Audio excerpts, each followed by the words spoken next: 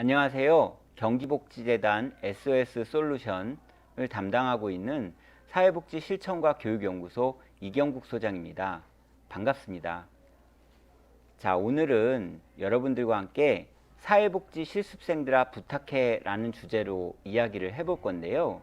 자, 요즘 그 사회복지 현장에서 가장 활성화되어 있는 것이 사회복지 실습 사업이죠.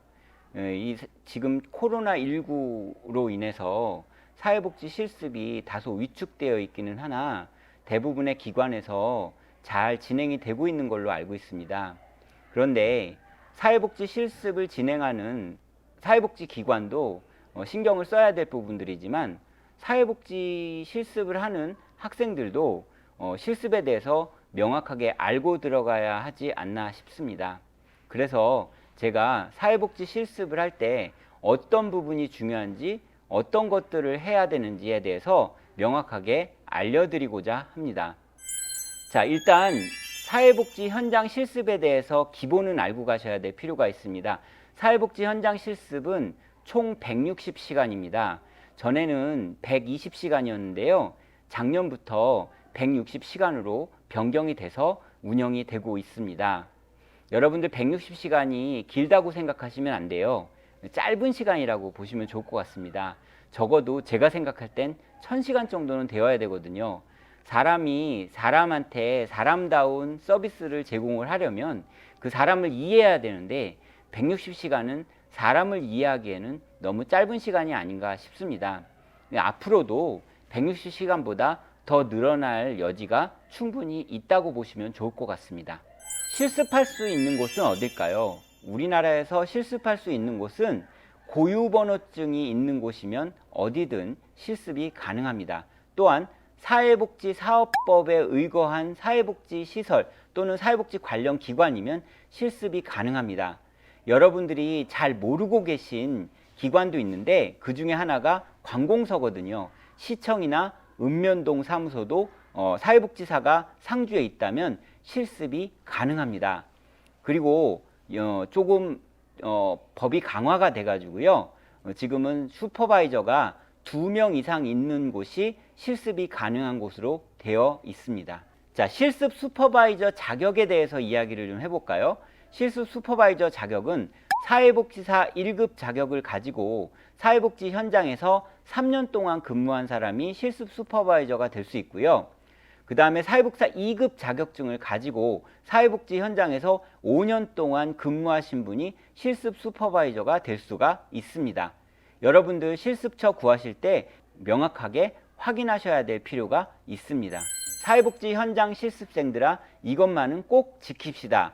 첫 번째, 사회복지 실습은 배우러 오는 것이 아니라 체험하러 오는 것이다 라는 것을 여러분들 아셔야 될 필요가 있습니다. 배운다라는 관념보다는 뭔가 경험하고 체험한다라는 느낌을 더 많이 가지고 오셔야 할 필요가 있습니다. 이 사람을 체험한다라는 게 뭐 몇 번 체험하고서 될 수 있는 게 아니기 때문에 다양한 체험을 한다고 생각을 해야 아무래도 받아들이는 것이 좀 더 개방적이게 되겠죠. 요 점 알아두셔야 될 필요가 있습니다. 긍정적인 생각을 가지되 현장 실습 내에서 일어나는 일들을 예민하고 민감하게 바라보아야 한다. 예, 이 부분에 대해서 여러분한테 말씀을 좀 드리도록 하겠습니다. 이론은요 멈춰 있지만, 뭐 이론도 이제 시간이 가면은 바뀌는 게 있겠지만은 현장은 시시각각으로 바뀌거든요. 그렇기 때문에 이런 것들에 대해서 좀 민감하게 좀 바라보셔야 될 필요가 있습니다. 아니, 많이 바뀌니까 내가 알고 있던 것들이 수시로 바뀌겠죠. 그렇기 때문에 이런 것들은 좀 예민하고 민감하게 바라보셔야 될 필요가 있습니다. 그 다음에 실습생들이 가져야 할 마음은 긍정적인 마인드예요. 이 사회복지 실천 현장은요, 이론서에서 보여지지 않는 여러 가지 액션들이 보여집니다. 이러한 액션들은 실습생들을 굉장히 당황스럽게 만들어 버리거든요.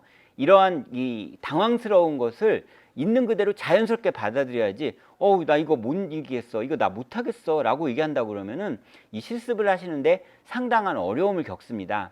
그냥 그런 일이 있을 것이다, 그리고 이런 일도 있겠지, 저런 일도 있겠지, 이 상황에 대해서 다양성을 인정하고 개방성을 견지하시는 것이 매우 중요합니다. 현장 실습 중에 일어나는 일들에 대해서 아까도 말씀드렸다시피 좀 민감하게 좀 받아들이셔야 될 필요가 있고요. 이 민감하게 받아들인다는 건 신경질적으로 반응하라는 것이 아니라 그러한 것들이 왜 일어났을까라는 것들을 고민하시는 것이 매우 중요합니다. 세 번째, 궁금하면 슈퍼비전 시간 또는 눈치껏 슈퍼바이저에게 질문하라. 사실 생소한 상황들이 되게 많이 일어날 거거든요. 이런 생소한 상황에서는 꿍꿍대지 마세요. 그냥 물어보시면 됩니다. 슈퍼바이저도 그것에 대해서 충분히 준비하고 있고요. 여러분들이 질문하는 것을 오히려 반기는 분위기라고 생각을 하시면 좋을 것 같습니다. 슈퍼바이저에게 질문하는 건 당연한 거예요. 왜 슈퍼바이저예요? 슈퍼비전을 주니까 슈퍼바이저겠죠. 그러니까 여러분들이 질문하는 건 매우 당연한 겁니다. 본인의 의견을 먼저 제시하세요. 이거 어떻게 하는 거예요? 이렇게 물어보지 마시고 본인의 의견을 먼저 제시하신 다음에 슈퍼바이저의 의견을 듣는 것이 매우 중요합니다. 그리고 무엇보다 아까도 강조했지만 개방적인 자세로 임하시는 것이 중요합니다. 네 번째, 객관적으로 실습에 임하라. 실습생이 바라본 상황은 어디까지나 실습생이 바라본 거예요. 그것이 사실이 아닐 수도 있습니다. 실습생하고 상관없어도 사람들이 바라보는 건 어디까지나 본인이 바라보는 거기 때문에 확인되기 전까지는 사실이 아니라고 봐야 하거든요. 사회복지 현장 실습을 하다가 보면은 여러 가지 상황들이 일어나는데 이 상황들이 실습생의 눈에 비치면 실습생이 경험한 것이나 생각한 것으로 사고를 하기 때문에 잘못 판단할 가능성도 굉장히 높습니다. 그렇기 때문에 실습생은 이러한 것을 객관적으로 바라봐야 될 필요가 있고요. 객관성을 확보할 수 있는 가장 좋은 방법은 앞에서 이야기했듯이 슈퍼바이저에게 질문을 하는 것이 매우 중요합니다. 그 다음에요, 이렇게 객관적인 자세를 견지한다고 하더라도 실습이 딱 끝나잖아요. 그럼 제일 많이 실수하는 게 뭐냐면 밖에 나가서 가족이나 친구들, 주변 사람들하고 이렇게 이야기를 나누다가 보면 기관에 대한 얘기를 하는데요. 슈퍼바이저에게 질문을 하지 않고 본인이 본 것을 주변 사람들한테 이야기를 하다가 보면은 사적인 견해들이 되게 많이 들어가고 그러다가 보면은 오해의 소지가 있을 수 있는 부분들이 굉장히 많습니다. 그래서 바깥으로 나가서 얘기하는 것들에 대해서는 여러분들 신경을 많이 써주셔야 될 필요가 있습니다. 다시 한번 말씀을 드리면 객관적인 사실이 확인될 때까지는 밖에 나가서 이야기하는 것은 금물이다 라고 강조해서 말씀을 좀 드리도록 하겠습니다. 자, 다섯 번째, 실습 시간은 짧은 법이다. 아까 처음에 얘기했듯이 160시간이에요. 그런데 이 160시간은 그다지 긴 시간이 아니라고 말씀을 드렸습니다. 실습 시간은 짧은 법입니다. 그것이 1000시간이라 하더라도 짧을 수밖에 없어요. 그것은 현장에 나가보시면 여러분들이 체험하실 수가 있습니다. 이 현장 실습 이외에도 여러분들은 실습에 준하는 활동들을 적극적으로 하셔야 될 필요가 있습니다. 경제학과나 사회에 관련 학과, 그 다음에 외국어 학과들은 토익이나 토플 이런 것들을 하잖아요. 그 토익이나 토플을 굉장히 많이 공부를 합니다. 그러면 사회복지 현장에서 사회복지사들이 토익과 토플에 준하는 것은 무엇일까요? 바로 사회복지 기관에서 봉사나 활동을 하는 겁니다. 그럼으로써 나의 경험치를 늘리는 것이 매우 중요합니다. 사회복지 실습이라는 것은 사회복지 현장이 어떤가를 경험하는 건데 그 시간이 매우 짧다 보니까 우리가 실습을 하고 나서 오히려 실습의 역효과가 일어나는 경우도 매우 많습니다. 160시간 동안 경험한다는 것은 우리가 코끼리 다리를 만지는 격이라고 생각을 하시면 좋을 것 같아요. 우리가 코끼리 다리를 만지고 이게 코끼리다 라고 생각하는 것은 굉장히 작은 영역이라고 생각하시면 좋을 것 같습니다. 그러니까 다시 말씀을 드리지만 사회복지 현장 실습 안에서 활동한 것을 너무 믿지 마십시오. 더 많은 것들이 여러분들을 기다리고 있습니다. 자, 여섯 번째, 항상 기록하는 습관을 가져라. 우리 사회복사는 끊임없이 기록을 해야 되거든요. 그러니까 사회복지 실습할 때도 여러분들은 끊임없이 기록을 해야 되는 거예요. 그래서 노트북도 가지고 다니죠. 또 녹음하시는 분도 있습니다. 제일 중요한 건 목이 좀 아프겠지만 목에다 수첩 하나 달고 다니면서 상황마다 기록을 하시는 것이 매우 중요합니다. 실습 기록이라는 것은 느낌을 기록하는 것이 아니에요. 라이브로 기록하시는 거예요. 그 안에서 있는 사람들의 대사, 만난 사람들의 대사, 그 다음에 어떤 상황, 이런 것들을 라이브로 하셔야지 느낌으로 기록을 하시면 오류가 날 확률이 높습니다. 문장의 끝에 보았다, 들었다, 말했다, 생각했다 이렇게 쓰시면 객관성도 되고 기록도 아주 잘 됩니다. 오후 슈퍼비전 시간에 여러분들 슈퍼바이저가 막 얘기를 해요. 그 얘기를 적으시면 일지를 따로 적으실 필요가 없는 거죠. 슈퍼바이저가 슈퍼비전을 해주니까 그거 그대로 기록을 하면 여러분들이 저녁 때 집에 가가지고 일지를 적거나 늦게 일지가 밀리거나 이러는 일은 없지 않을까라는 생각이 듭니다. 그러니까 슈퍼바이저의 그 발언을 그대로 기록하시는 것도 굉장히 중요하고요. 원래 슈퍼비전 기록은요, 슈퍼바이저가 하는 게 아니에요. 여러분들이 하시는 거라고 생각을 하시면 좋을 것 같습니다. 160시간 동안만은 라이브하게 무엇이든 겪을 수 있다고 생각하라. 그냥 있는 그대로 여러분들이 그냥 하시면 돼요. 그 안에서 뭐 겪는 일들을 그냥 라이브하게 겪으시면 그것이 오히려 더 좋은 훈련이 됩니다. 사회복지는 과정이 매우 중요해요. 결과가 중요하지 않습니다. 물론 결과가 완전하게 중요하지 않다라는 건 아니에요. 그렇지만 과정이 중요하다라는 걸 강조합니다. 부정적으로 오는 상황이든 긍정적으로 오는 상황이든 그 모든 상황을 받아들일 준비가 되셔야 해요. 왜냐하면 클라이언트든 지역사회 주민이든 직원들이든 여러분들의 동료들이든 다 그 사람이 하고 싶은 대로 움직이게 되는 거거든요. 그리고 그걸 받아들이는 내가 그것을 어떻게 해석하느냐가 굉장히 중요한데요. 이런 것을 굉장히 어떻게 받아들인다? 자유롭게 받아들이시는 것이 중요합니다. 다가오는 상황을 피하지 마세요. 그냥 받아들이세요. 다만 위급하고 응급한 상황, 생명이 위태로운 상황이면 피하셔야 해요. 그러지 않는 이상에는 여러분들은 그 상황을 모두 받아들이시는 게 맞습니다. 현장이라는 곳은요, 실습생이 생각하시는 것보다 훨씬 더 많은 상황들이 벌어집니다. 그렇기 때문에 이런 상황들을 뭔가 가리고 어떻게 한다라고 한다 그러면은 실습이 제대로 될 리가 없죠. 8번째, 생각하라. 우리가 실습을 하다가 보면 슈퍼바이저가 질문을 해요. 그러면 제일 많이 대답하는 게 뭐냐면 생각해 본 적 없는데요. 잘 모르겠는데요. 이렇게 얘기를 하는데요. 예, 물론 생각해 본 적 없죠. 잘 모르죠. 그렇지만 그럴 때는 제가 생각은 해본 적이 없는데 지금 생각을 한다고 그러면 저는 이렇게 좀 생각을 해보도록 하겠습니다. 아니면 저에게 생각할 시간을 좀 주시겠습니까? 라고 이야기하는 것이 매우 자연스러운 태도입니다. 잘 모른다고 한다 그러면요, 잘 모르겠는데요 라고 얘기하기보다는 제가 그것에 대해서 정확하게 알고 있지 않습니다 라고 얘기하는 것이 훨씬 더 바람직합니다. 슈퍼바이저가 질문하는 것에 대해서 너무 어려워하지 마시고요. 그리고 그걸 모른다 하더라도 이건 이렇게 하는 게 어떨까 라는 생각을 해봤습니다 라고 얘기하시는 것이 훨씬 더 자연스럽습니다. 일일 실습이 끝나면 여러분들은 무엇을 하셔야겠어요? 가장 중요한 건 복기, 말 그대로 다시 써보는 거예요. 여러분들이 하루 동안에 있었던 일을 다시 써보는 것은 사회복지 실습생의 가장 좋은 자세입니다. 그리고 가장 바람직한 자세입니다. 자, 9번째, 실습생은 조직의 구성원임을 명심해야 합니다. 실습생이 아무리 명찰을 달고 다녀도요, 외부에서 지역사회 주민이나 클라이언트가 기관 안으로 들어오면요, 이 사람이 실습생인지 직원인지 구별이 어렵거든요. 누가 이렇게 명패를 명확하게 보고 이야기를 하려고 하겠습니까? 그러니까 저는 실습생인데요, 잘 몰라요. 이렇게 얘기하기보다는 저기 제가 안내를 해드리도록 하겠습니다 라고 얘기하면서 직원한테 연결시켜 주는 거 정도는 하셔야죠. 그리고 무엇보다 옷차림이 굉장히 중요합니다.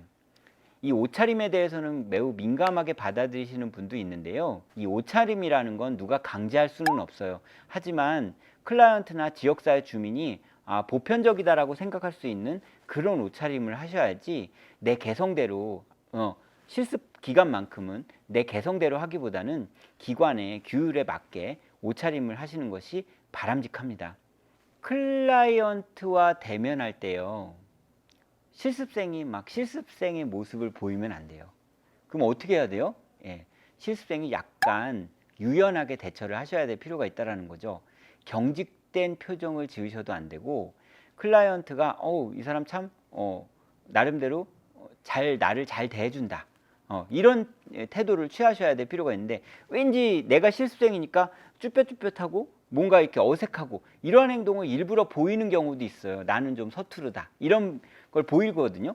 물론 그것이 본인이 자기적으로 그렇게 하지는 않는데 우리가 어떤 행동을 하다가 보면 난 서툴러요 라고 하는 것들을 임의로 보일 때가 있는데 그런 것들을 좀 자제하셔야 될 필요가 있습니다. 이 클라이언트들이나 지역사회 주민들은요, 오래 사회복지 현장을 대하다가 보면요, 이 사회복지사들이나 사회복지 관련해서 일하는 사람들의 패턴을 읽을 줄 알아요. 그러다 보니까 실습생도 많이 겪어보셨겠죠. 그래서 짓궂게 하시는 분들이 있어요. 그럴 때는 여러분들 당황하지 마시고 의연하게 대처하시는 것이 매우 좋습니다. 20년 동안 현장에 있으면서 수많은 실습생을 만났는데 실습 평가를 하거든요.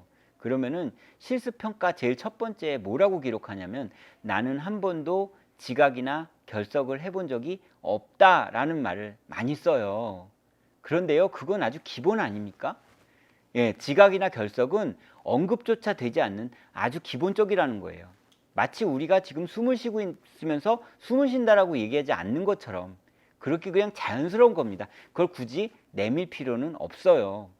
과제를 과제라고 생각하지 마세요. 그냥 경험이라고 생각하세요. 과제가 완벽할 필요는 없습니다. 물론 슈퍼바이저들마다 과제가 좀 완벽했으면 좋겠다라고 생각하시는 분들도 있는데요. 사실 과제를 내준다라는 건 그걸 경험해야 된다라고 생각하는 것이 훨씬 더 강하기 때문에 과제에 대한 부담을 많이 가지지 않으셨으면 좋겠다라는 말씀을 드립니다. 슈퍼바이저라고 해서 모든 것을 다 알고 있지 않아요. 여러분들이 질문했을 때 슈퍼바이저가 대답을 못하는 부분도 있습니다. 그럼 슈퍼바이저가 가서 공부해오고 알아올 시간을 여러분도 주셔야 될 필요가 있어요. 아니 어떻게 슈퍼바이저가 돼가지고 저것도 모르지? 그러시면 안 돼요. 슈퍼바이저가 모를 수도 있습니다. 그리고요, 사회복지 현장은요, 운전하고 똑같아서 운전은요, 처음이 잘하는 거예요. 나중은 못하는 거예요.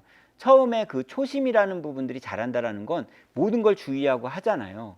근데 현장이 이렇게 현장 생활 속에서 10년, 20년 가면요, 사회복지사가 더 어렵다고 느껴지거든요.